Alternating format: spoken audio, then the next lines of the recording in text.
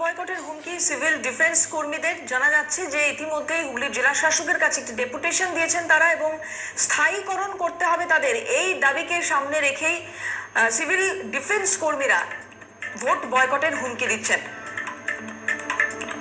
Civil defence কর্মীদের vote বয়কটের হুমকি, হুগলির জেলা শাসকের কাছে একটি ডেপুটেশন জমা দিয়েছেন তারা, তাদেরকে স্থায়ী করতে হবে তাদের চাকরিতে, এটাই মূল দাবি তাদের। এর পাশাপাশি আরো বেশ কয়েকটি দাবি রয়েছে, যে দাবিগুলোকে সামনে রেখে ভোট বয়কটের হুমকি দিয়েছেন সিভিল ডিফেন্স কর্মীরা।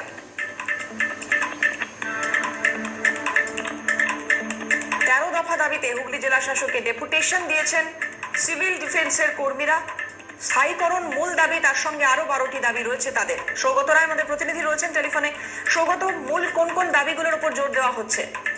দেখো, ভোট বয়কটের হুমকি এবার সিভিল ডিফেন্সের কর্মীদের। জেলায় প্রায় 100 সিভিল ডিফেন্সের কর্মীরা আজ স্থায়ীকরণের দাবিতে মূলত তারা মিছিল করে এসে জেলা শাসকের অফিসের সামনে বিক্ষোভ দেখায় এবং তাদের বক্তব্য যে বিপর্যয় এলেই সরকার তাদের ব্যবহার করে।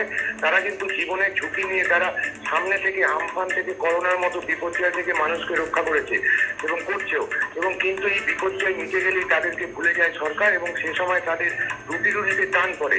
তাই অবিলম্বে তাদের মূলত স্থায়ীকরণ সহ মোট 13 দফা দাবিতে আজ তারা হুগলি জেলা শাসককে একটি স্মারকলিপি প্রদান করেন এবং এই কর্মসূচি থেকেই অবিলম্বে তাদেরকে স্থায়ীকরণ করা না হলে তারা কিন্তু ভোট বয়কটের ডাক দিয়েছেন। ধন্যবাদ সৌগত। কথা বলছিলাম, সৌগত রায় ছিলেন টেলিফোনে।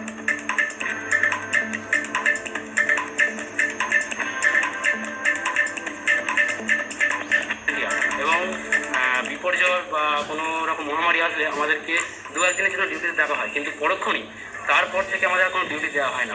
স্থায়ীকরণ যদি না হয় তাহলে আমরা না খেতে পেয়ে মারা যাচ্ছি।